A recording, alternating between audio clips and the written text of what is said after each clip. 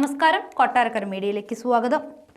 Mavelikkara parliament മണ്ഡലത്തിലെ BJP സ്ഥാനാർത്ഥി ബൈജു കലാശാല ഇന്നലെ വൈകിട്ട് 5 മണിക്ക് കൊട്ടാരക്കര നിയോജക മണ്ഡലത്തിൽ സ്ഥാനാർത്ഥി പര്യടനം നടത്തുകയുണ്ടായി.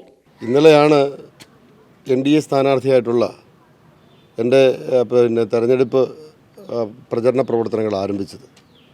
അത് ഭാരതീയ ജനതാ പാർട്ടിയുടെ ആരാധനായ നേതാവ് ശ്രീ കുമ്മനം രാജശേഖരൻ, കർഷക ആത്മഹത്യ ചെയ്ത കർഷകൻ പ്രസാദിൻ്റെ സ്മൃതി മണ്ഡപത്തിൽ നിന്നും ഉദ്ഘാടനം ചെയ്ത് പ്രയാണം ആരംഭിക്കുകയായിരുന്നു. ഇന്ന് കൊല്ലം ജില്ലയിലെ പത്തനാപുരം മണ്ഡലത്തിൽ രാവിലെ മുതൽ പര്യടന പരിപാടികളായിരുന്നു. ഇന്നിപ്പോൾ കൊട്ടാരക്കരയിൽ റോഡ് ഷോയോടുകൂടി ആ പ്രചരണ പരിപാടികൾ ആരംഭിക്കുകയാണ്. കഴിഞ്ഞ കാലങ്ങളിൽ നിന്നും വളരെ വ്യത്യസ്തമായി ഒരു വലിയ പ്രതികരണമാണ് നമ്മുടെ ജനങ്ങളിൽ നിന്നും ഉണ്ടാകുന്നത്. അത് ഒരു സ്ഥാനാർത്ഥി എന്ന രൂപത്തിലുള്ള ഒരു പ്രതികരണം മാത്രമാണെന്ന് ഞാൻ ധരിക്കുന്നില്ല.